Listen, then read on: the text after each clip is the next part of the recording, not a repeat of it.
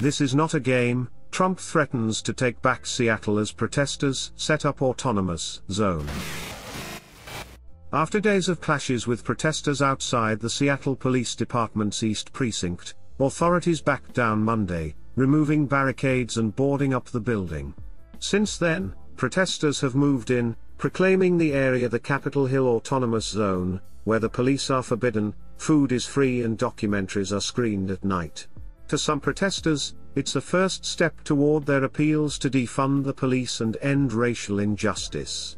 A list of demands from the autonomous zone's occupants included abolishing the city's police department, banning the use of armed force, removing officers from schools, eradicating juvenile jails and prisons, and distributing reparations to victims of police brutality. Instead of protesters, President Trump suggested another term for the demonstrators late Wednesday: domestic terrorists. Trump blasted Seattle Mayor Jenny Durkan, D., and Washington Governor Jay Inslee, D., on Twitter, threatening federal action if local leaders don't take back the city. Radical left Governor Jay Inslee and the mayor of Seattle are being taunted and played at a level that our great country has never seen before, Trump tweeted. Take back your city now. If you don't do it, I will. This is not a game. These ugly anarchists must be stooped immediately. Move fast. Both Durkan and Inslee swiftly hit back at Trump. A man who is totally incapable of governing should stay out of Washington state's business. Stoop tweeting, Inslee wrote on Twitter, mocking Trump for the misspelling in his tweet. Inslee later said that although the zone was unauthorized and that the country still faces a pandemic, the area was mostly calm and he hoped for a peaceful resolution. What we will not allow are threats of military violence against Washingtonians coming from the White House, he wrote. The U.S. military serves to protect Americans, not the fragility of an insecure president. Durkan wrote, make us all safe. Go back to your bunker, referring to when Trump was rushed to a safe room in the White House last month during protests over the May 25 death of George Floyd at the hands of Minneapolis police. Trump also took a swipe at former Vice President Joe Biden on Thursday morning, taunting that he refuses to leave his basement sanctuary and tell his radical left bosses that they are heading in the wrong direction. Tell them to get out of Seattle now. Biden's presidential campaign did not respond to a request for comment on the remark. Trump's tweets echo his threats to use military force to quell unrest as thousands took to the streets nationwide after Floyd's death, to decry police brutality. Those threats led to an unprecedented backlash against the president from high-ranking former military officers.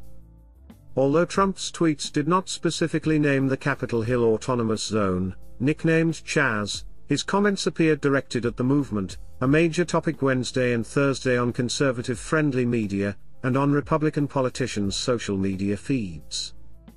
Representative Matt Gaetz, Republican Florida, wrote that Antifa, a loosely connected, militant activist network known for violence, had designated Seattle as its capital, and that the United States should not surrender any of its communities to mob rule ever. Senator Ted Cruz, our Tex, commented sarcastically, Lord of the Flies in downtown Seattle. What could go wrong? Tucker Carlson's Fox News show Wednesday night included an alarming report on Chaz, describing a complete takeover of a 7-block area of a Seattle neighborhood and alleging that armed protesters are patrolling the area. Soon after moving in on Tuesday, the protesters hung a banner on the police precinct proclaiming, "This space is now property of the Seattle people," the Seattle Times reported.